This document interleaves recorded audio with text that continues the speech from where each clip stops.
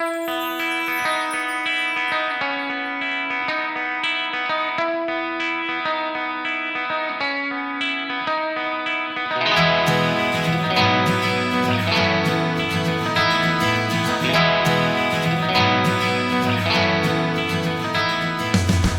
want to get started with 3D in your classroom, but you have no idea where to begin. Well, if you're using the Adobe Creative Cloud, you already have the perfect classroom solution to 3D because Adobe Dimension is one of the Creative Cloud's unsung heroes.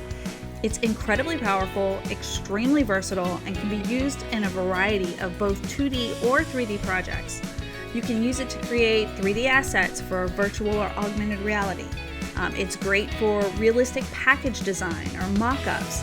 And the lighting and camera options leave a ton of room for creative digital art and student expression. This series is designed for the absolute beginner with a focus on how to teach Dimension to students in the classroom. If you've used other beginner 3D software such as Tinkercad, you'll find that Dimension offers your students more customization options, and we're talking true industry standard software skills that they can put to work immediately.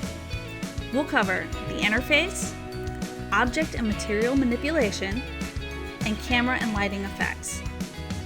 We'll also wrap up the series with a 4-project playlist that will give your students a great understanding of the principles of 3D design and all the places it can take them.